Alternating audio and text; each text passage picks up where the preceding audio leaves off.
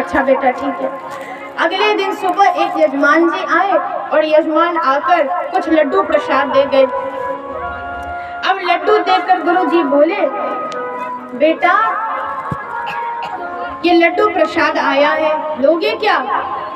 दौड़ता हुआ चला आया, अरे गुरुजी कल से मैंने आपकी 3 बातें मना कर दी, चौथी बात भी यदि नहीं मानूंगा तो ये ठीक नहीं होगा।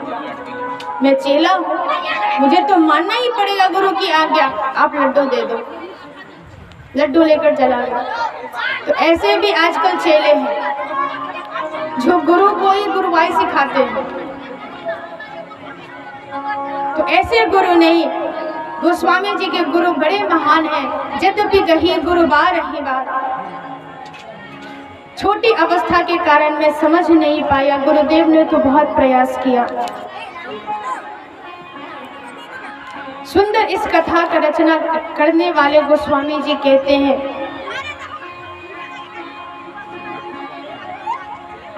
अब ये जो रामायण की कथा है ये सबसे भगवान भोलेनाथ ने सबसे पहले माँ पार्वती को सुनाई थी। अब उसके बाद ये कथा श्री याज्ञवल्क्य जी ने काकभूषण जी महाराज को सुनाई थी। गरुड़ जी को काकभूषण जी महाराज ने सुनाई थी। हाँ, काकभूषण और गरुड़ जी से याद आया, कल एक बाबा कह रहे थे हाँ आप कि वो राम जी वाली बात, वनवास वाली बात कह रहे थे। तो बाबा बहुत अच्छा कह रहे थे आप, उसको बड़ा भी बुरा नहीं लगा बल्कि खुशी हुई, क्योंकि इससे ये पता चला कि सुनने वाला प्यार से सुन रहा है। क्योंकि जब तक आप कथा को दिल से नहीं सुनेंगे तब तक आपके मन में कोई बात आएगी ही नहीं। आपने पूछा है, इसका मतलब ये है कि आप राम जी से प्रेम करते हैं, आप कथा अच्छे से सुन रहे हैं, तभी आपके मन में कोई सवाल आया है। आपको बहुत बहुत साधुवाद है। जो भी आपने कल कहा बहुत सही कहा, बहुत अच्छा कहा। देखो बाबा, भगवान की लीला बड़ी विचित्र है, इसको आप बड़े आराम से समझिएगा। ये जो बात आपके मन में आई है इसको कहते हैं शंका, और ये आपके ही नहीं बड़े बड़े महात्माओं के मन में आ जाती है। राम जी ने ऐसा क्यों किया, राम जी ने वैसा क्यों किया। गरुड़ जी भगवान के वाहन हैं, गरुड़ जी भगवान के वाहन हैं, हमेशा भगवान के साथ रहते हैं। लेकिन वही गरुड़ जी, इन्होंने जब देखा राम जी का जन्म हुआ, छोटे से बालक राम बाल लीला करते हैं, एक रोटी का टुकड़ा राम जी के हाथ में है और एक कौवा आता है। राम जी कभी खुद रोटी खाते हैं, कभी कौवे को देते हैं, और एक उस कौवे को एक रोटी के टुकड़े के पीछे ऐसे ऐसे गोल गोल नचाते हैं। इतने में कौवा उनके हाथ से रोटी झपट कर लेकर भाग जाता है और छोटे से राम जी रोने लग जाते हैं। तो ये जो भगवान की लीला थी ये ऊपर बैठे गरुड़ जी देख रहे थे। अब गरुड़ जी भगवान के वाहन हैं, लेकिन उनके मन में ये शंका आ गई कि ये कैसे भगवान है जो एक रोटी के टुकड़े के लिए इतना रो रहे हैं। क्या ये सच में भगवान है? मन में इनके सवाल उठने लगा। अब मन में सवाल है, मन में कोई प्रश्न है, तो इसका उत्तर भी तो चाहिए। तो ये सबसे पहले गए भगवान शिव के पास, सारे देवताओं के पास जा गए। सबने कहा शिव जी के पास जाओ। शिव जी के पास गए। शिव जी कहीं रास्ते से जा रहे थे, बोले अब रास्ते रास्ते में मिले हो भैया, तो ऐसे तो कोई कथा वार्ता होती नहीं है।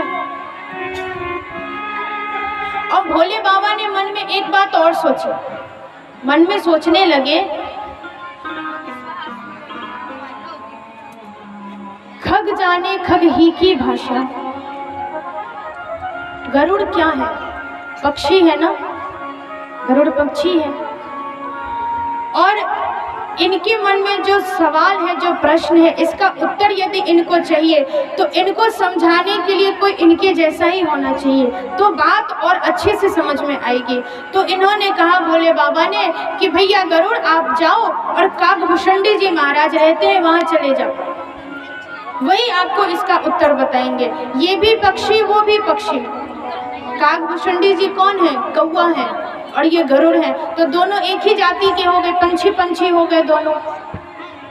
लेकिन काकभूषणी जी महाराज भगवान के बड़े प्रिय भक्त हैं, बहुत महान भक्त हैं, जिन्होंने केवल भगवान से उनकी भक्ति ही मांगी और कुछ नहीं मांगा। भगवान ने कई बार कहा आप मुझसे वरदान मांगे, धन दौलत, क्या नहीं कहा, लेकिन काकभूषणी जी ने सिर्फ एक ही चीज कहा, मुझे आपकी भक्ति चाहिए और कुछ नहीं चाहिए, कुछ नहीं चाहिए। ऐसे ही काकभूषणी जी महाराज।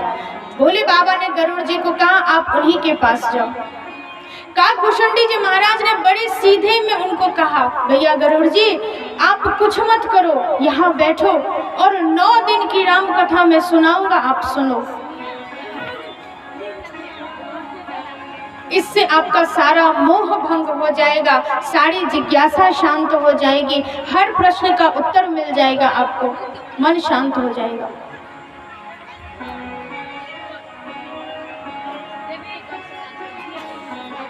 तब गरुड़ जी महाराज वहां बैठे और 9 दिन तक लगातार इन्होंने श्री राम जी की कथा सुनी। और अंतिम दिन कथा सुनने के बाद गरुड़ जी महाराज क्या कहते हैं, गयो मोर संदेह सुने सकल रघुपति चरित, भयो राम पद नेह।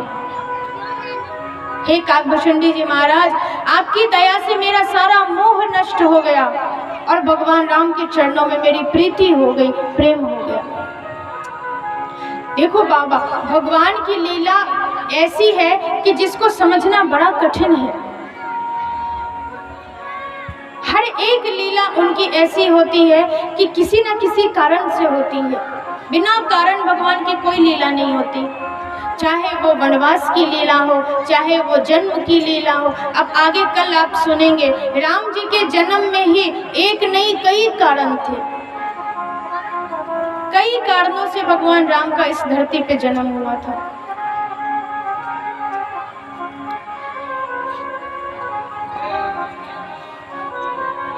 नौ दिन में थोड़ा थोड़ा तो आप समझ ही जाएंगे, हमें प्रयास भी हमारा होगा कि हम आपको समझा दें। लेकिन एक छोटी सी कथा कहते हैं, रामायण शतकोटि अपारा, करोड़ों रामायण है, 100 करोड़ रामायण है, उन्हीं में से एक रामायण की ये कथा है। भगवान राम का जो वनवास हुआ ये ना तो दशरथ जी ने दिया, ना कैकेयी जी ने किया, ना मंथरा ने किया, किसी ने नहीं किया। इसमें किसी का दोष नहीं है, तीनों में से किसी का दोष नहीं है। तो इसके कई कारण हैं। पहला, सुनहु भरत भावी प्रबल। एक तो भावी, होनहार जब होता है, जो होना होता है वो होकर ही रहता है, उसको कोई टाल नहीं सकता, चाहे वो भगवान ही क्यों ना हो। जो होनी है वो होकर रहेगी। ये तो हो गई सहज सी बात, साधारण सा कारण हुआ। अब एक और कारण है जो बहुत गंभीर है, बहुत प्यार से सुनिएगा, आप समझने का थोड़ा प्रयास करिएगा। एक बार क्या हुआ कि राम जी छोटे से थे, तो राम जी जब छोटे थे तो 3 मैया हैं, कौशल्या जी हैं, कैकेयी जी हैं, सुमित्रा जी हैं, 3 माँ है ना इनकी। तो इन तीनों में सबसे ज्यादा प्यार राम जी कैकेयी जी से करते थे, और कैकेयी भी सबसे ज्यादा राम जी को ही प्रेम करती थी। सबसे ज्यादा प्रेम कैकेयी राम जी से करती थी और राम जी कैकेयी मैया से करते थे। भोजन भी उन्हीं से करते थे, सोते भी उन्हीं के साथ थे, खेलते भी उन्हीं के साथ थे, बहुत प्रेम करते थे। तो एक बार बचपन में राम जी खेल रहे थे अपनी मैया के साथ, तो लुका छुपी का खेल खेल रहे थे राम जी। राम जी क्या खेल रहे थे? लुका छुपी। तो कैकेयी माँ ने अपनी आंखें बंद करी और राम जी छिप गए। राम जी बोले, माँ मुझे ढूंढो, मैं कहाँ हूँ। इतने में भगवान राम ने क्या किया, जब माँ की आंख बंद थी तो धीरे से माँ के सिर पे हाथ घुमा दिया और फिर जाकर छिप गए। आंखें बंद है, राम जी तो छिप गए, लेकिन बंद आंख में ही कैकेयी जी ने एक अजीब सा सपना देखा। बड़ी ध्यान से सुनिएगा। कैकेयी माँ ने एक सपना देखा। एक राक्षस है जो धरती पे बहुत उत्पात मचा रहा है, साधु संतों को, ऋषियों को परेशान करता है, ब्राह्मणों की हत्या करता है, गौ की हत्या करता है, स्त्रियों को मान भंग करता है। इतना पापी है, इतना दुराचारी है कि उसके पाप कर्म को जब स्वप्न में कैकेयी माँ ने देखा तो क्रोध के मारे गुस्से से उनका शरीर कांपने लगा। तुरंत आंखें खोली और चिल्लाकर बोली, कहाँ है मेरा धनुष बाण, लेकर आओ, मैं अभी इसका वध कर दूं, अभी मैं इस रावण को मार दूं। स्वप्न में कैकेयी जी ने रावण को देखा। अभी मेरे एक बाण से ये रावण मर जाएगा जिसने धरती पे इतना पाप मचा रखा है। तुरंत धनुष का आवाहन किया और तीर धनुष तान भी ली कैकेयी माता, और चलाने ही वाली थी कि तभी राम जी आ गए और हाथ पकड़ लिया। माँ रुक जाओ। कैकेयी माता बोली, नहीं राम, मैं आज इस रावण को मार दूंगी, तुम मेरा हाथ छोड़ दो। राम जी बोले, माँ मैं जानता हूँ कि आप यदि यहाँ अयोध्या में बैठे बैठे एक बाण चला दो तो लंका में बैठा वो रावण मारा जाएगा। आप में इतनी शक्ति है, और सच में कैकेयी माँ में इतनी शक्ति थी। लेकिन राम जी बोले, अभी उसके मरने का समय नहीं आया है,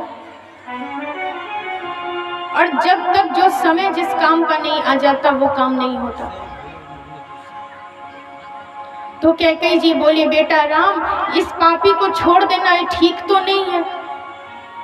राम जी बोले, माँ ये मरेगा, लेकिन इसका मरना ब्रह्मा ने आपके हाथ में नहीं मेरे हाथ में लिखा है।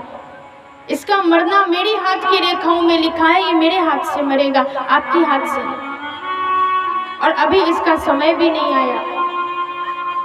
तो बेटा मैं क्या करूं, बताओ। तब राम जी बोले, माँ मुझे 2 वरदान दो। क्या वरदान चाहिए बेटा? तब राम जी बोले, एक वचन चाहिए आपसे, जब मैं बड़ा हो जाऊं, जब मेरा राज तिलक होने लगे, राजगद्दी जब मुझे मिलने लगे, तब माँ आप एक उपकार करना कि आप मेरे लिए पिताजी से 14 वर्ष का वनवास मांग लेना, क्योंकि यदि मैं अयोध्या में रहूंगा तो मैं ये काम नहीं कर सकता, क्योंकि जंगल में जब तक जाऊंगा नहीं तब रावण ने कितना अत्याचार मचा रखा है, कितने इतने राक्षस हैं जो सब संतों को सताते हैं। इसके लिए मुझे जंगल जाना ही पड़ेगा, उद्धार करना ही पड़ेगा, और रावण को मारकर 14 वर्ष में मैं लौट आऊंगा। ये काम अयोध्या में रहकर नहीं हो सकता। कैकेयी माता बोली, मैं मरना पसंद करूंगी, लेकिन मैं अपने कलेजी के टुकड़े को 14 वर्ष के लिए वनवास भेज दूं, ये संभव नहीं है। इससे अच्छा मैं मर जाऊं। मेरी आंख के सामने तू मुझे छोड़कर वनवास चला जाए, ये मुझसे सहन नहीं होगा। तब राम जी हाथ जोड़कर प्यार से समझाते हैं, माँ जितनी शक्ति आप में है उतनी शक्ति किसी में नहीं है, और ये काम सिर्फ आप कर सकती हो। मैं जानता हूँ इसके बाद आपको बहुत से अपयश होंगे, कलंक लगेगा, दुनिया आपको बुरा भला कहेगी, आप सबकी नजर में बुरी बन जाओगी। लेकिन माँ आपको ये कलंक का घूंट पीना पड़ेगा, अपने राम के लिए पीना पड़ेगा। आप यदि मुझे स्नेह करती हो, प्रेम करती हो, तो आप आज मुझे ये वचन दो, आप यही काम करोगे। संसार के कल्याण के लिए ये जरूरी है, और इसीलिए मेरा अवतार भी हुआ है। बहुत समझाया, तब अंत में कैकेयी माता कहती है कि यदि मेरे ऐसा करने से मेरा राम खुश हो जाता है तो मुझे ऐसे हजारों कलंक मंजूर हैं, मैं सब सहने को तैयार हूँ, तुम जाओ। ये बात सिर्फ कैकेयी माँ जानती हैं और राम जी जानते हैं, तीसरा कोई नहीं जानता। तो कभी भी संत लोग भी कहते हैं कि राम जी के वनवास में कैकेयी माता को दोष देना ये सही नहीं है, क्योंकि जो त्याग कैकेयी माँ ने किया है वो कोई और नहीं कर सकता था। क्योंकि उसके बाद आज तक कैकेयी जी को दुनिया बुरा ही मानती है, लेकिन उन्होंने बहुत बड़ा त्याग किया है, बहुत बड़ा त्याग किया। समय आया वही बात कैकेयी जी दशरथ जी को कहती हैं और फिर राम जी का वनवास होता है।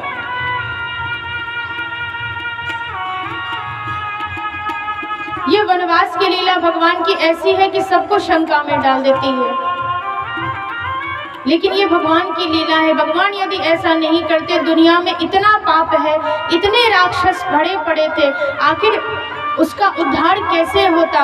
अहिल्या है, गौतम ऋषि है, विश्वामित्र जी हैं, कई ऐसे जंगल में राह देख रहे हैं भगवान के। दंडक वन में कितने ऋषि हजारों हजार वर्ष से भगवान की राह देख रहे हैं, अब भगवान आएंगे, अब भगवान आएंगे। शबरी मैया युवावस्था से बूढ़ी हो गई, इंतजार करते करते राम मेरे आएंगे। आखिर उनका उद्धार कैसे होता? ये तो तभी संभव है जब राम जंगल जाएंगे।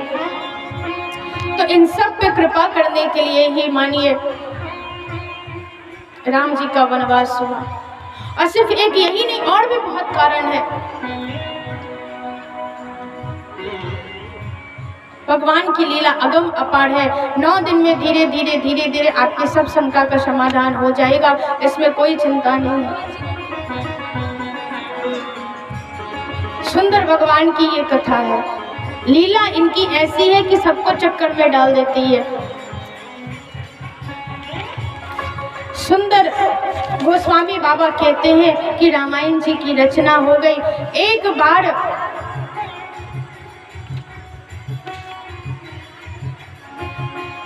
कुंभ का मेला लगा, माघ मकरगत रवि जब होई, तीर्थपति आव सब कोई। तीर्थराज प्रयाग में सारे साधु महात्मा आए थे। तब वहीं तीर्थराज में श्री याज्ञवल्क्य जी मुनि भी आए थे।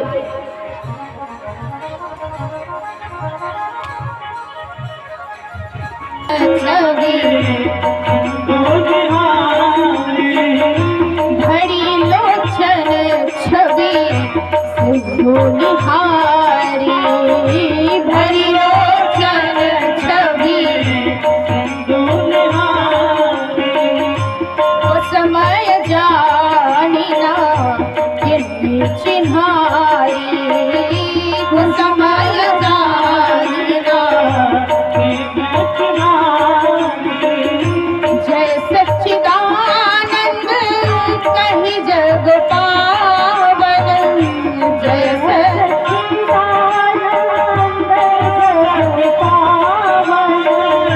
अस कही चले ओ मनोज न सावन, अस कही चले चले जात शिव सती समेता, चले जात शिव पुन पुन फुल कट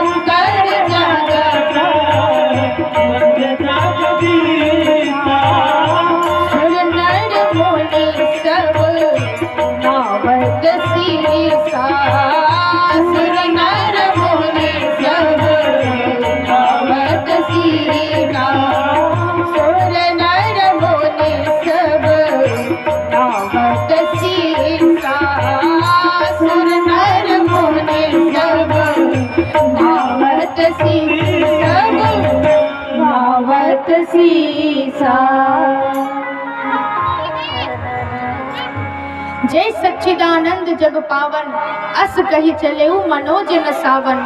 जय सच्चिदानंद कहकर भोले बाबा ने प्रणाम किया। अब सती जी ने भगवान शिव की ये दशा देखी। ये तो स्वयं भगवान है, महादेव है, फिर मेरे भोलेनाथ किसको प्रणाम कर रहे हैं, जय सच्चिदानंद किसे कह रहे हैं। तब भोले बाबा ने कहा, जासु कथा कुंभज ऋषि गाई, भगति जासु मैं मुनि ही सुनाई। देवी, जिनकी कथा अभी अभी हम सुनकर आ रहे हैं और आते आते दक्षिणा के स्वरूप में कुंभज ऋषि को मैं जिन राम की भक्ति प्रदान करके आया हूँ, ये वही सच्चिदानंद भगवान श्री राम है। इन्हीं को देखकर मेरा मन गदगद हो गया और मैं इन्हीं को प्रणाम कर रहा हूँ। तब सती जी के मन में विचार आया, सच्चिदानंद, सच्चिदानंद का मतलब क्या है? मतलब है आनंद स्वरूप, जिसके मुख पे हमेशा मुस्कान हो, जो आनंद का स्वरूप है। लेकिन ये तो रो रहे हैं, ये सच्चिदानंद कैसे हो सकते हैं? तब भोले बाबा ने बहुत समझाया, देवी शंका मत करना, ये भगवान है, भगवान पे कभी संदेह नहीं करना चाहिए, आप समझने का प्रयास करो। लाग न और उपदेश जदपि कहे शिव बार बहु। बहुत समझाया लेकिन उनके मन में ज्ञान उतरा नहीं। तब भोले बाबा ने हाथ जोड़ लिया, मन ही मन कहा कि अब होई है वही जो राम रचि राखा। होनिहार को कोई टाल नहीं सकता है, अवश्य ही इसमें मेरे प्रभु श्री राम की कोई लीला छिपी है, इसलिए अब कुछ भी कहना ये उचित नहीं। अब जो होगा देखा जाएगा। तब भोले बाबा ने कहा, देवी यदि आपके मन में विश्वास ना हो तो जाओ परीक्षा ले लो कि ये भगवान है कि मनुष्य है। जो तुम्हारे मन अति संदेह हो तो किन जाई परीक्षा ले हो, जाओ परीक्षा ले लो। शंकर जी ने कहा और सती जी भी चल दी परीक्षा लेने के लिए, ये देखने के लिए कि ये भगवान है कि मनुष्य है। सती जी आई है और सीता जी का रूप बनाकर राम जी के आगे आगे चलने लगी। सती बन गई है सीता, सीता का रूप लेकर ये राम जी के आगे आगे चली। तो सबसे पहली भूल सती माता ने यही कर दी, क्योंकि कभी भी जानकी जी, सिया जी कभी भी राम जी के आगे नहीं चलती हैं, वो हमेशा राम के पीछे चलती हैं। इनकी यही विशेषता है। सीता जी हमेशा राम जी के पीछे चलती हैं और सबसे पहली गलती तो यहीं पे कर दी सती माँ ने, ये राम जी के आगे चलने लगी। अब जैसे ही आगे आगे सती जी चल रही हैं, अब राम जी थोड़े खड़े हो गए, ठिठक गए, दूर से ही देखा, अब है तो ये भगवान ही, पहचान तो गए ही, तुरंत हाथ जोड़ लिया। जोड़ी पानी प्रभु किन्ह प्रणामा, दोनों हाथ जोड़कर राम जी ने प्रणाम कर लिया और पिता समेत लिन्ह निज नामा, मैं दशरथ पुत्र राम हूँ, ये अपने विषय में बताकर और सती जी से पूछते हैं, देवी कहे कहाँ, कहे बहोरी कहाँ वृष केतु, और विपिन अकेले फिर रही के ही हेतु। देवी मैं तो राम हूँ दशरथ नंदन, लेकिन एक बात तो बताओ, आप अकेले अकेले जंगल में क्यों घूम रही हो? आपके पतिदेव कहाँ है? अकेले अकेले क्यों घूम रही हो? कहे बहोरी कहाँ वृष केतु, भोले बाबा को कहाँ छोड़ी आई? अब जैसे ही राम जी ने कहा, सोई सती जी एकदम से सकुचा गई, शर्मा गई। अब तो इनकी समझ में नहीं आया, तुरंत वहां से अंदर ध्यान हो गई, चली गई। रास्ते में जब शिव जी के पास आ रही थी तो पूरे रास्ते उन्होंने ऐसा देखा कि हर ओर मुझे राम ही राम दिख रहे हैं। चराचर जगत उनको राम में दिखने लगा। जहाँ देखे वहीं राम दिख रहे हैं, जहाँ देखे वहीं राम दिख रहे हैं। ऐसी प्रबल राम की माया भई कि सती का मन चकरा गया, सिर पर हाथ रखकर वहीं बैठ गई। अब मैं क्या करूं? शिव जी के पास आई। भोले बाबा ने कहा, कहो देवी, हो गई परीक्षा? क्या किया आपने परीक्षा में? तो दूसरी भूल सती जी ने और करी कि एक तो उन्होंने राम जी की परीक्षा ली, ये पहली गलती। दूसरी गलती सीता जी का रूप बनाया, और तीसरी गलती ये कर दी कि अपने पति से ही झूठ बोलाई। सच नहीं बताया कि मैंने सीता का रूप लिया, बड़े आराम से झूठ बोल दी। कछु न परीक्षा लीन गोसाई, और किन्न प्रणाम तुम्हारी ही नाई। स्वामी, मैंने परीक्षा नहीं ली, और मैं बस जैसे आप प्रणाम करते हैं वैसे मैं भी प्रणाम करके आ गई, कछु न परीक्षा ले ली।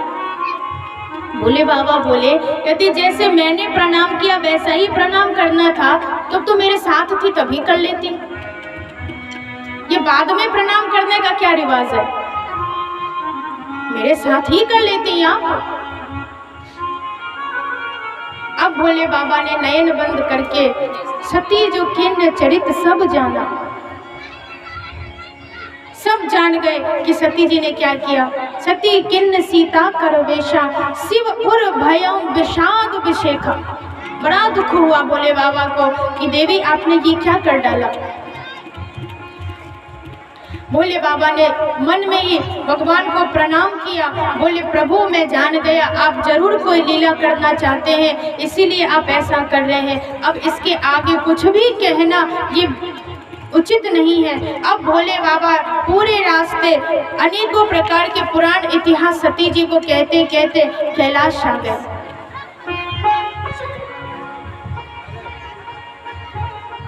कैलाश आ गए, वट वृक्ष के नीचे आसन लगाकर बैठ गए। सती जी ने बहुत पूछा, क्या बात है, क्या हुआ, आप किस सोच में हैं? लेकिन मन ही मन भोले बाबा ने निश्चय कर लिया कि जिस राम को मैं भगवान मानता हूँ, आपने उन्हीं राम की पत्नी सीता का रूप धारण कर लिया। आज से आप मेरे लिए मेरी पत्नी का स्थान अब आप प्राप्त नहीं कर पाएंगे, वो मेरी माता समान है। और यदि मैं अब इस पति पत्नी के संबंध को बनाए रखूं तो ये मर्यादा का हनन होगा, ये उचित नहीं होगा। और मन ही मन भोले बाबा ने सती का परित्याग कर दिया, त्याग दिया उनको। अब पूरे देव समाज में हल्ला हो गया। सब ने प्रणाम करके कहा कि ऐसी भक्ति का निर्वाह तो केवल भोले बाबा ही कर सकते हैं, और कौन कर सकता है। शिव विचार किन्न मनमाई, मन में प्रण कर लिया। सती जी पूछती रही, स्वामी क्या विचार किया आपने, कैसा वचन लिया है? भोले बाबा ने कुछ भी नहीं बताया और समाधि लगाकर बैठ गए। लाग समाधि अखंड अपारा, अखंड समाधि में भोले बाबा बैठ गए। सती जी दिन रात सेवा करते। मन में तो इन्हें भी लगा कि अब भोले बाबा ने मुझे त्याग दिया है, स्वामी ने मेरा परित्याग कर दिया है, अब मेरा क्या काम। दिन रात भगवान से प्रार्थना करती हैं, हे प्रभु अब इस शरीर को रखने से क्या फायदा, जब मुझे मेरे पति का स्नेह ही प्राप्त नहीं होगा तो फिर मेरा जीवन, मेरा जन्म बेकार है।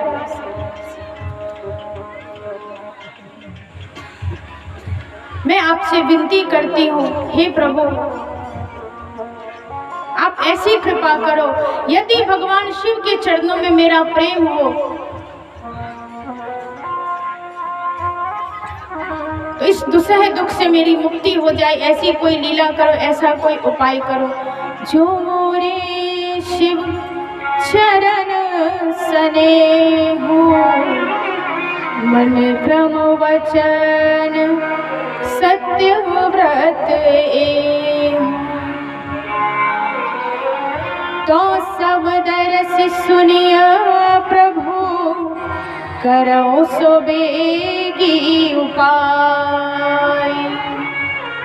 होई मरण जिहि बिनहि श्रम, दुसह विपत्ति बिहार। प्रार्थना करती है इस दुख से मुझे उबार लीजिए। अब स्वामी के बिना मेरा मन नहीं लगता। तब बीते संवत सहस 87 तज समाधि संभो अविनाशी। भोले बाबा की समाधि भंग हुई। राम राम राम कहकर इन्होंने समाधि से अपनी आंखें खोली, सामने सती को देखा। दोनों में कुछ बातें हो रही थी। इतने में सती जी ने देखा कि आकाश मार्ग से सारी देवी देवता अपने वाहन पे चढ़ के कहीं जा रहे हैं। भोले बाबा से पूछने लगे सब कहाँ जा रहे हैं। भोले बाबा ने कहा कि आपके पिताजी ने यज्ञ किया है, उसी यज्ञ में सब जा रहे हैं, लेकिन सबको निमंत्रण दिया, आपको निमंत्रण नहीं दिया। सती बोली कोई बात नहीं, वो मेरे पिता का घर है, पिता के घर तो बिना बुलाए भी जाना चाहिए। भोले बाबा बोले बिल्कुल, माता पिता के घर तो बिना बुलावा के ही जाओ, लेकिन जहाँ सम्मान नहीं मिले वहाँ नहीं जाना चाहिए। सबते कठिन जाति अवमाना। अपमान सबसे बड़ी विपत्ति है। यदि सम्मान ना मिले तो वो घर अपना ही क्यों ना हो, वो घर घर नहीं है। गुरु के आश्रम में, माता पिता के यहाँ, मित्र के यहाँ बिना बुलावे के भी चले जाओ, लेकिन यदि आपको लगे कि मेरा सम्मान नहीं हो रहा है तो नहीं जाना चाहिए। देवी मैं तो यही कहूँगा। सती जी नहीं मानी, भावी प्रबल वश है, जाने की जिद करी है। शिव जी ने अपने मुख्य गणों के साथ विदा किया।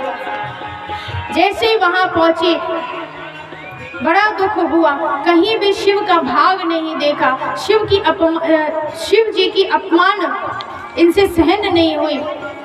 सती जी क्रोध करने लगी। जो भी यहाँ शिव निंदक के रूप में बैठे हैं, सबको उनके कर्म का फल भुगतना पड़ेगा। दक्ष को भी उसके कर्म का फल निश्चित भुगतना पड़ेगा, वो मेरे पिता हैं। तो शिव निंदक का कभी कल्याण नहीं होता है, कहीं कल्याण नहीं होता है। जो शिव जी का अपमान करता है उसको घोर से घोर नरक में जाना पड़ता है। अब सती जी ने तुरंत मन में विचार किया कि मैं इस शरीर को अब धारण नहीं करूंगी, क्योंकि इस देह को जन्म देने वाला मेरे जो पिता हैं दक्ष, इन्होंने मेरे पति का इतना अपमान किया। अब मैं इस देह को भस्म कर दूं। तुरंत योगाग्नि में इन्होंने अपने शरीर को भस्म किया।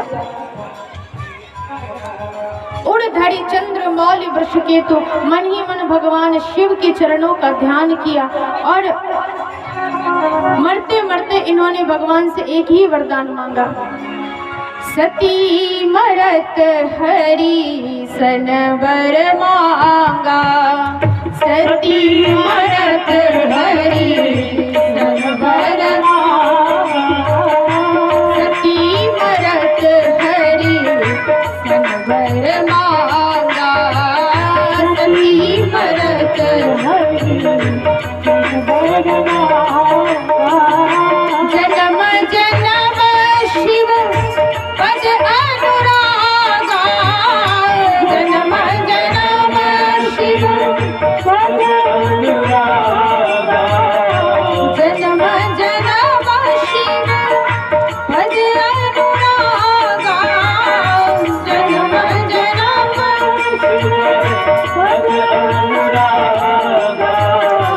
जन्म जन्म शिव पद अनुरागा। जन्म जन्म शिव पद अनुरागा। जन्म जन्म शिव पद अनुरागा। जन्म जन्म शिव पद अनुरागा। जन्म जन्म शिव पद अनुरागा। कारण हिम गिरिग्रह आई।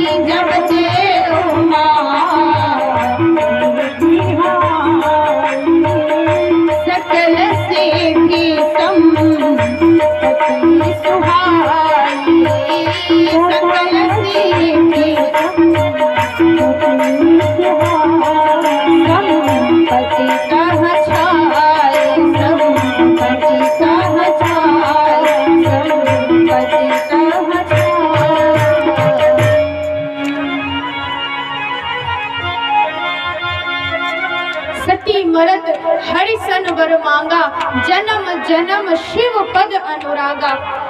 हे प्रभु, अगला जन्म मुझे कुछ भी देना, बस इतनी कृपा करना कि भगवान शिव के चरण में मेरा स्नेह, मेरा जो प्रेम है ये हमेशा बना रहे। तभी श्री सती जी तेहि कारण हिमगिरी गृह आई। हिमाचल राज्य और मैनावती जो हिमालय नगरी में रहते हैं, इन्हीं की पुत्री पर्वतराज हिमालय की बेटी पार्वती के रूप में आज सती माता का जन्म हुआ है हिमालय में। बोलिए पार्वती मैया की जय हो। माता पार्वती का जन्म हुआ है। जब ते उमा शैलगृह आई, जब से इनका जन्म हुआ है, रिद्धि सिद्धि नवनिधि सब हिमालय नगरी में छा गई है। हर जगह उल्लास है, आनंद है, उत्साह है। एक दिन श्री नारद बाबा आए। नारद जी को देखकर हिमाचल राजा ने कहा, गुरुदेव हमारी बेटी का भाग्य देखकर बताइए क्या होगा। माँ को सबसे पहले अपनी बेटी के ब्याह की चिंता हो जाती है, दूल्हा कैसा मिलेगा।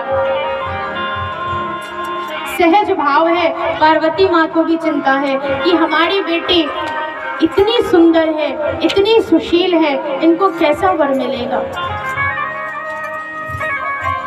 नारद जी कहते हैं, देवी सब लक्षण संपन्न कुमारी, आपकी जो बेटी है वो परम सुंदर है, परम सुशील है, सब शुभ लक्षणों से संपन्न है और होइए संतत प्रिय ही प्यारी।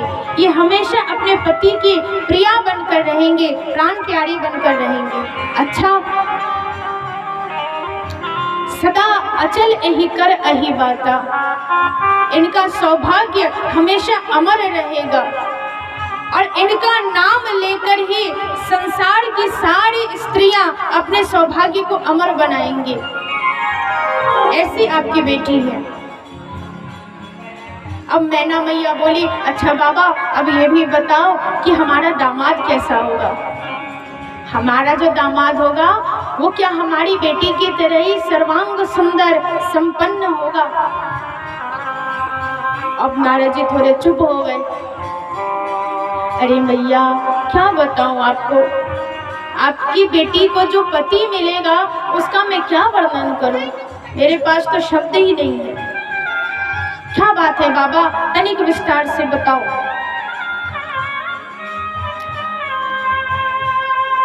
आपकी पुत्री को जो पति मिलेगा उसका मैं क्या वर्णन करूं। सकल सुलक्षण सुता तुम्हारी, सुनहु जे अब अवगुण दुई चारी।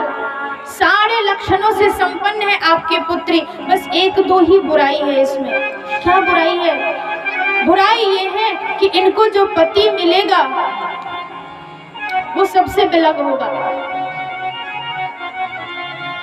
अगुण अमान मात पितु हीना,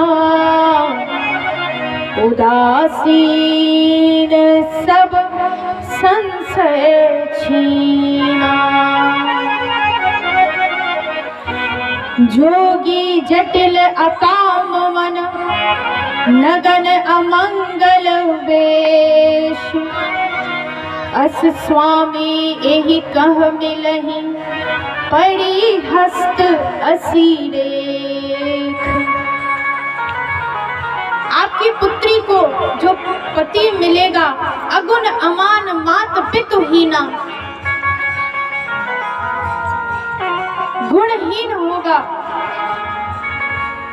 मानहीन होगा, न माँ हो न पिता है न परिवार होगा। श्मशान में विहार करने वाला, नगन अमंगल वेश, अमंगल जिसका वेश होगा।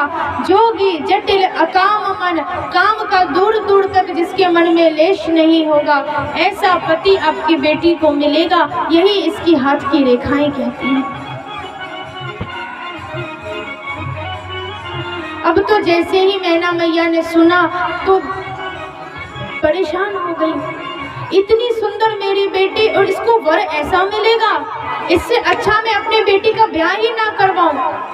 ऐसा पति मिले ये मुझे स्वीकार नहीं है। नारद जी को बोले, बाबा कोई तो उपाय बताओ। तो ये जो गुण दोष है, अवगुण है, ये गुण बन जाएगा, ये जो दोष है ये सब सही हो जाएगा।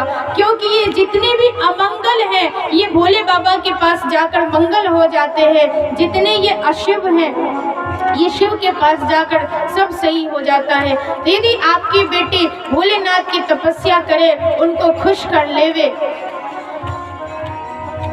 तो सब सही हो जाए। शंभु सहज समरथ भगवाना, आप अपनी पुत्री को समझाएं कि वो जाकर शिव जी की तपस्या करे। जो तप करे कुमारी तुम्हारी, भावी मेट सकहि त्रिपुरारी। यदि तपस्या कर लेंगी आपकी पुत्री तो भाग्य का लिखा बुरा भी सही हो जाएगा। भावी मेट सकहि त्रिपुरारी। नारद जी तो चले गए, मैना जी और हिमाचल राजा परेशान हो गए, क्या करूं। तब हिमालय राज ने कहा, देवी पार्वती जी को जाकर समझाइए कि वो तपस्या कर ले। पार्वती जी के पास आकर माँ समझाती हैं। तब तक पार्वती जी कहती है, माँ सुन ही माँ तुम्हें दीख अस सपन सुना बहु तोई। मैंने एक सपना देखा है, सुंदर गौर सुविप्र वर अस उपदेश मोहि। एक उपदेश मुझे देता है एक ब्राह्मण। सारी बात सुनने के बाद, तपस्या करने की बात कही। अब श्री पार्वती मैया वन की ओर चली गई हैं तपस्या करने के लिए। माँ ने बड़ी भारी तपस्या की। ऐसी तपस्या तो आज तक किसी ने नहीं की जैसी माता ने करी है। गौर वर्ण गौरी हमारी माँ पार्वती श्वेत रंग का वस्त्र धारण करके चली है तपस्या करने के लिए जंगल की ओर। उड़ धरी उमा प्राणपति चरना, मन में भगवान शिव के चरण को धारण करके तपस्या करने लगी है। अति सुकुमार न तन तप जोगो, अति सुकुमारी है, माता पिता की प्यारी है, अति दुलारी है, आज कठिन तपस्या करने चली। 1000 वर्ष तक तो गोस्वामी जी लिखते हैं कि इन्होंने केवल कंदमूल फल खाए। 1000 वर्ष। अब आप सोचें 1000 वर्ष, फिर 100 वर्ष केवल साग खाकर रही हैं, फिर कुछ दिन हवा पानी पे रह गई, फिर बेलपत्र खाकर रही। इतनी कठिन तपस्या करी। पुनि पड़ी हरे सुखाने उपरना, सूखे बेलपत्र खाती थी और एक समय के बाद उन्होंने उसका भी त्याग कर दिया। जब सूखे बेलपत्तों को खाना छोड़ दिया तब गोस्वामी जी लिखते हैं, उमहि नाम तब भयउ अपरना। संस्कृत में इसका यदि विच्छेद किया जाए तो इसका भाव ये है कि सूखे पत्तों का भी जिन्होंने त्याग कर दिया, ऐसी पार्वती जी का नाम हुआ है अपर्णा। सुंदर तपस्या माँ ने करी है, कितनी प्यारी सुंदर तपस्या करी है। गौरी शिव की आराधना करने लागी, गौरी शिव की आराधना करने लागी, गौरी शिव की आराधना करने लागी, गौरी शिव की आराधना करने लागी, गौरी शिव की आराधना करने लागी हो, करने लागी, करने लागी हो, करने लागी, करने लागी हो, करने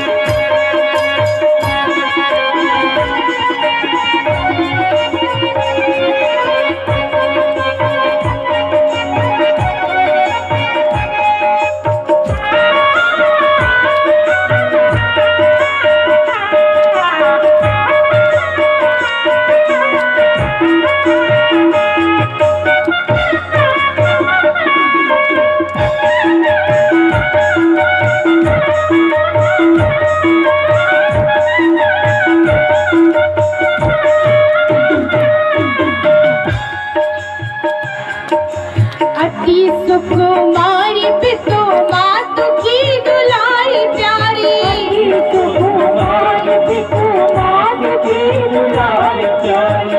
अति सुकुमारी पितु मातु की दुलारी प्यारी, अति सुकुमारी पितु मातु की दुलारी प्यारी। भारी तपने आचरण लागी, भारी तपने आचरण लागी, गौरी शिव की आराधना करने लागी, गौरी शिव की आराधना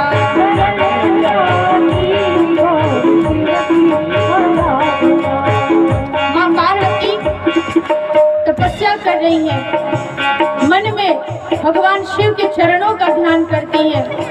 और इच्छा क्या है, मन की भावना क्या है? बोले मन की इच्छा और भावना सिर्फ एक ही है, चाहे विश्वनाथ पति चरण कमल रति,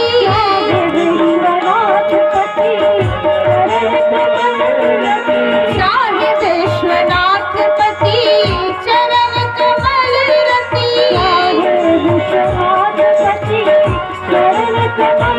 रति, गति मति प्रभु पे धरन लागी, गति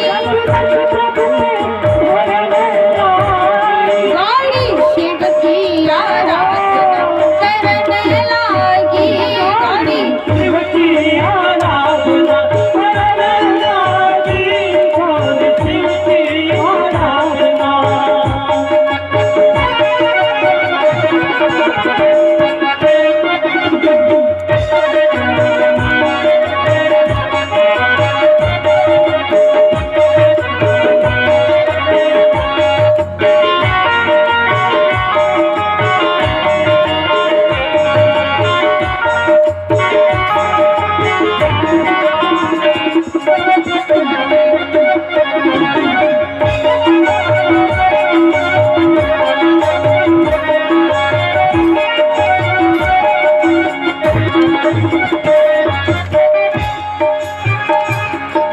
नारायण प्रभु हर सब ही को दिए वर, नारायण प्रभु हर सब ही को दिए वर, नारायण प्रभु हर सब ही को दिए वर, नारायण प्रभु हर सब ही को दिए वर, सुफल मनोरथ पूरन लागी, सुफल मनोरथ पूरन लागी, सुफल मनोरथ पूरन लागी, सुफल मनोरथ पूरन लागी, ओ गौरी शिव की आराधना करन लागी, गौरी शिव की आराधना करन लागी, शिव की आराधना करन लागी, करन लागी, करन लागी, करन लागी, हाँ करन लागी, वो करन लागी, करन लागी, वो करन लागी, गौरी शिव की आराधना करन लागी, गौरी शिव की आराधना करन लागी, गौरी शिव की आराधना करन लागी, गौरी शिव की आराधना, गौरी शिव की आराधना, गौरी शिव की आराधना, गौरी शिव की आराधना, गौरी शिव की आराधना करन लागी, हो करन लागी, करन लागी, हो करन लागी।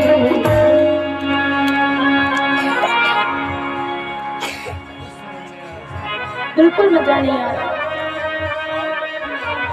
एक तो बोलने पे इतना मेहनत लग रहा है, बजाने वाला कहाँ चला जाता है, ऑपरेटर कहाँ चला जाता है, आप ही क्या कुछ समझ ही नहीं आ रहा।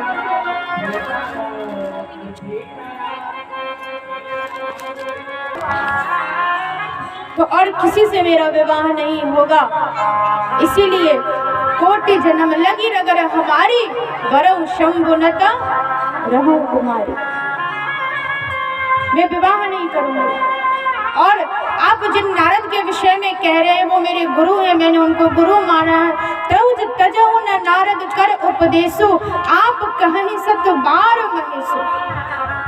आप हजारों बार कह दो, लेकिन मैं नारद जी की बात नहीं टालूंगी, नहीं काटूंगी। मुझे अब पति रूप में चाहिए, केवल भोलेनाथ चाहिए, दूसरा और कोई नहीं चाहिए।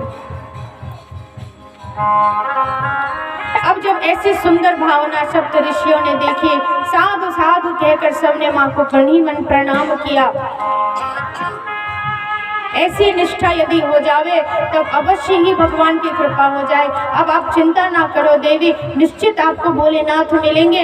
हम तो आपसे केवल प्रेम परीक्षा करने आपकी आए थे।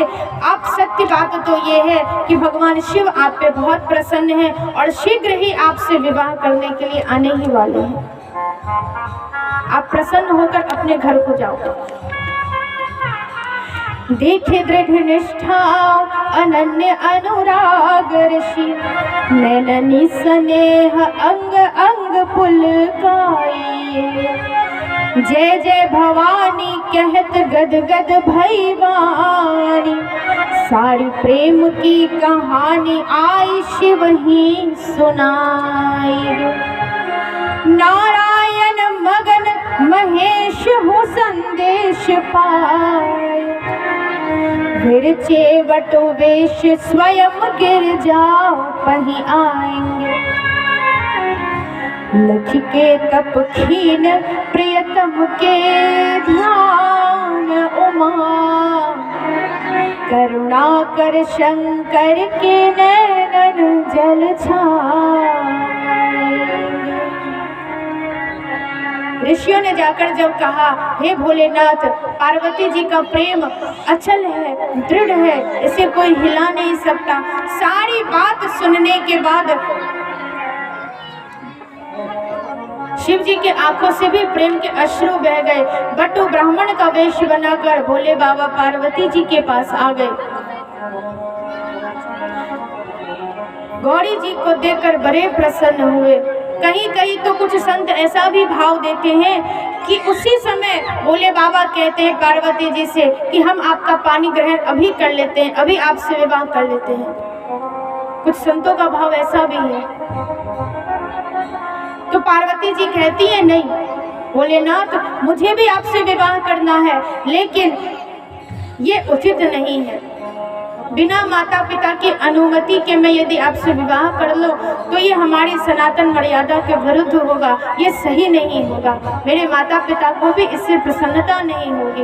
यद्यपि मुझे आप ही चाहिए पति रूप में, लेकिन आप उचित रूप से मेरे घर बारात लेकर आइए और तब मेरा पानी ग्रहण करिए, ये मुझे ज्यादा प्रिय होगा।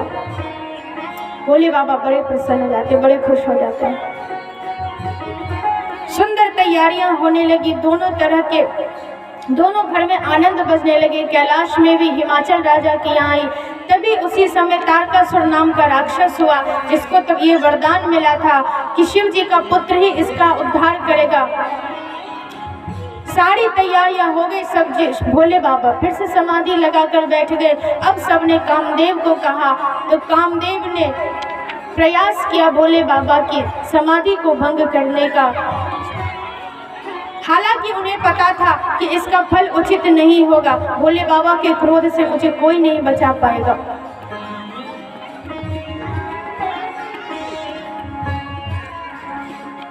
जैसे ही कामदेव ने अपना बाण चलाया, सीधा भगवान शिव के हृदय में लगा। भोले बाबा की तीसरी आंख भी खुली। सौरभ पल्लव मदन बिलोका, भय कोप कंप्यू त्रैलोका। इतना क्रोध भोले बाबा को आया, इतना क्रोध आया, सारी सृष्टि थर्रा गई। त्रिभुवन कांप उठा भोले बाबा के क्रोध से, सब हिलने लगा। तब श्री शिव तीसर नयन उघारा, चित्तवत काम भयम जड़ी छारा। तीसरा नयन भोले बाबा ने खोल दिया। चित्तवत काम भयो जड़ी छारा, जलकर राख हो गया। रति ने विनती करी, प्रभु बिना पति के मैं कैसे रहूंगी, और संसार में यदि कामदेव नहीं होगा तो संसार कैसे चलेगा। सबकी विनती सुनने के बाद आखिर ठहरे हमारे भोले बाबा। भोले बाबा तुरंत प्रसन्न हो गए, बोले अब चिंता ना करो, भले ही तुम्हारे पति का शरीर नहीं हो लेकिन अनंग तब से कामदेव का एक नाम हुआ। बिना शरीर के ये सबके हृदय में इनका वास होगा, भाव रूप में वास होगा, नाम इनका अनंग होगा, और तुम्हें पति रूप में ये मिलेंगे द्वापर युग में। जब यदुवंश कृष्ण अवतारा हो यही हरण महामही भारा। यदुवंश में जब भगवान का अवतरण होगा तब आपके पति श्री कृष्ण के पुत्र बनकर आएंगे, तब आपका इनसे मिलन होगा। सारी लीला हो गई। अब विवाह की तैयारी होने लगी। हिमालय राज के यहाँ से लगन पत्रिका आई कैलाश पे। सप्त ऋषियों ने लगन पत्रिका हिमालय राज को भी दी। दिन तिथि शुभ सब निश्चित किया गया, इस दिन विवाह होना है। सारे देवता प्रसन्न हो गए, खुश हो गए। क्यों? क्योंकि अब भगवान शिव का विवाह सबको देखने को मिलेगा। सब ने प्रसन्नता से कहा प्रभु अब आप तैयारी करिए, क्योंकि हम सब अपने इन नैनों को धन्य बनाना चाहते हैं आपके विवाह का दर्शन करके। सब प्रसन्न हो गए। अब भोले बाबा के विवाह की तैयारी शुरू हो गई। इधर पार्वती जी के यहाँ भी सारे नातेदार रिश्तेदार सब आ गए, सब आ गए। मामा मामी चाचा चाची भैया भाभी सब आ गए। लेकिन समस्या आन पड़ी ये कि दुल्हा के यहाँ कौन आवे। दुल्हन के यहाँ तो पूरा परिवार है, लेकिन दुल्हा के यहाँ तो कोई है ही नहीं। बड़ा सुंदर एक भाव। वर के घर में कौन करे, वर के घर में कौन करे वैवाहिक विधि व्यवहार, साजे दुल्हा को श्रृंगार। वर के घर में कौन करे, हाँ वर के घर में कौन करे वैवाहिक विधि व्यवहार,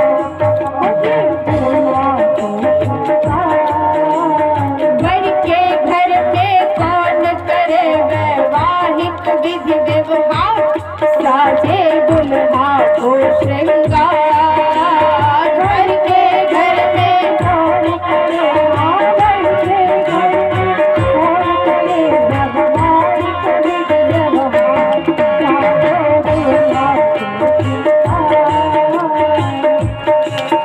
कन्या के यहाँ सब है, दुल्हन के यहाँ सब है। कौन कौन है? कन्या के पितु मात भ्रात भौजाई नातेदार। कन्या के पितु मात भ्रात भौजाई। दुल्हन के यहाँ सब है, मैया है, पिताजी है, भैया है, भाभी है, सब है। लेकिन दुल्हा के यहाँ वर तर बैठे वर है इकले, वर तर बैठे वरतर मतलब, वरतर का मतलब वर मतलब वट वृक्ष, बरगद का पेड़। वट वृक्ष के नीचे अकेले भोले बाबा बैठे हैं और करते क्या है? वर तर बैठे वर है इकले, राम भजन है सार, साजे वर तर वर है इकले, जटा मोर की नाई सावन सहरा जटा मोर की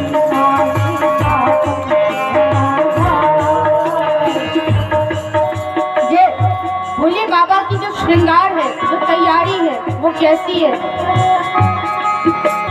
बांधे जटा मोर की नाई। ये जो जटा है भोले बाबा का, उसको दुल्हा का मोर बना दिया गया, मोर की तरह लपेट दिया। दुल्हा मोरी पहनता है ना, मोरी पहना दिया गया। और सांपन सेहरा डाल, सेहरा लगाता है ना दूल्हा, दूल्हा सेहरा लगाता है ना, तो सांप को लटकाकर सेहरा बना दिया गया। ये है दुल्हा की तैयारी। सर पुलंगोटा सर कहीं फेंटा, सर पुलंगोटा सर कहीं फेंटा, सर पुलंगोटा सर कहीं फेंटा,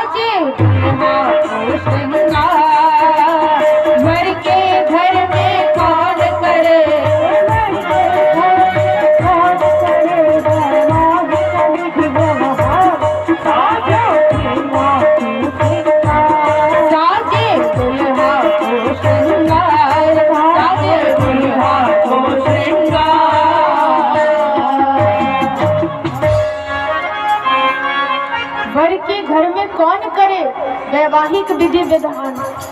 शादी में तो बहुत काम होता है, बहुत सी चीजें होती हैं। अब दुल्हा जी का श्रृंगार कौन करेगा? तब गोस्वामी बाबा कहते हैं कि देवताओं ने तो अपनी अपनी तैयारी शुरू कर दी। पीली पीली पीताम्बरी, पीली धोती, स्वर्ण मुकुट, सुंदर गहने से सज धज कर तैयार हो गए, लेकिन दुल्हा की तैयारी किसी ने नहीं की। बाराती तैयार है और दूल्हा तैयार ही नहीं है। दूल्हा कैसे तैयार हो? तब हमारे गोस्वामी बाबा कहते हैं, शिव ही शंभो गण करहि श्रृंगारा, शिव ही शंभो गण करहि श्रृंगारा, जटा मुकुट अहि नर सवारा, जटा मुकुट अहि नर सवारा,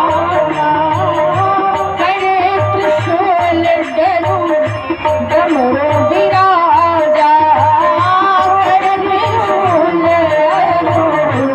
डमरू विराजा, चले बसह चढ़ी बाजहि बाजा, चले बसह चढ़ी बाजहि बाजा, चले बसह चढ़ी बाजहि बाजा, बाजहि बाजा, बाजहि बाजा, बाजहि बाजा। शिव ही शंभु गण करहि श्रृंगारा। भोले बाबा के गण आ गए, सबने भोले बाबा को तैयार किया। सुंदर जटा को अच्छे से लपेटकर मोर बनाया, सांपों का सेहरा लटकाया, सांप की भुजबंदी बनाई, नए नए राख को पूरे शरीर में ताजी राख लपेट दी। यही हो गया भोले बाबा का सुंदर सा पाउडर। और कहीं बिच्छू है, कहीं नाग है, हाथ में त्रिशूल और डमरू लिए भोले बाबा हमारे नंदी पे सवार हो गए। और नंदी पर भी कैसे बैठे? नंदी पर भी उल्टे बैठे। जिधर भोले बाबा नंदी का मुख है, उधर भोलेनाथ ने अपनी पीठ कर ली और नंदी के पीठ के तरफ अपना मुंह कर लिया, उल्टे बैठ गए भोलेनाथ। अब जब देवताओं ने इनके सुंदर बारात को देखा तो मन में सोचने लगे कि इस दुल्हा के लिए इस संसार में दुल्हन नहीं है, बड़ लायक दुल्हन जग नाही। ऐसे दूल्हा से कौन ब्याह करेगा? अपने ही विवाह में जिसने अमंगल वेश धारण कर लिया हो। मुंड की माल है, श्मशान की राख है। ऐसे हमारे भोले बाबा हैं। अब भोले बाबा भी भोले बाबा हैं, ऐसे थोड़ी छोड़ देवे।